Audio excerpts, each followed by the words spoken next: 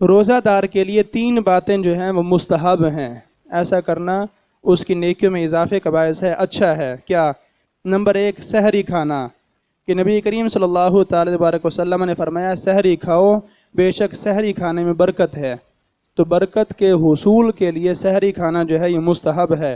سحری دیر سے کھانا، کہ ٹائم جب ختم ہونے کے قریب ہو تھوڑی دیر پہلے تک سحری کھا لینا۔ ایک ہے کہ جناب آپ عشاء کے بعد ہی سحری کھا کے سو جاتے ہیں تو وہ روزے کا پیریڈ جو ہے وہ لمبا ہو جاتا ہے، تو اس وجہ سے دیر سے سحری کھانا، لیکن وقت کے اندر اندر، وقت ختم ہونے سے پہلے پہلے اس کو مکمل کر لینا یہ مستحب ہے۔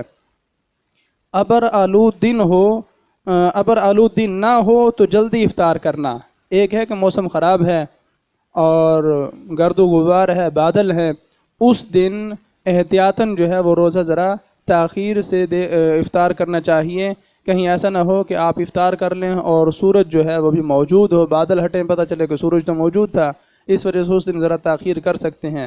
لیکن اگر موسم صاف ہے اور دن ابر آلود نہیں ہے تو پھر جلدی افطار کرنا جو ہے یہ مستحب ہے۔ ایک حدیث شریف میں ہے کہ نبی کریم صلی اللہ تعالی تبارک وسلم نے فرمایا 3 باتیں رسولوں کے اخلاق سے ہیں، افطاری میں جلدی کرنا، سحری دیر سے کھانا، اور نماز میں دائیں ہاتھ کو بائیں پر رکھنا۔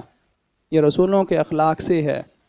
کل پرسوں میرے پاس ایک بزرگ آئے ہوئے تھے اور وہ کہہ رہے تھے کہ میں نے ایک خطیب کی گفتگو سنی تو اس نے کہا کہ نماز مغرب پڑھنے کے بعد جو ہے وہ روزہ افطار کرنا چاہیے، تو ایسا نہیں ہے۔ آپ سن چکے ہیں کہ حدیث شریف میں ہے کہ 3 باتیں جو ہیں وہ رسولوں کے اخلاق سے ہیں، افطاری میں جلدی کرنا، سحری جو ہے وہ دیر سے کرنا، نماز میں دائیں ہاتھ کو بائیں پر رکھنا۔ موسم صاف ستھرا ہے، آپ کو جس طرح آج کل تو ایک منٹ کا پتہ ہوتا ہے کہ آج جو ہے وہ سورج اتنے بجے غروب ہو رہا ہے، تو اس لیے سورج جیسے ہی غروب ہو آپ افطاری کر سکتے ہیں۔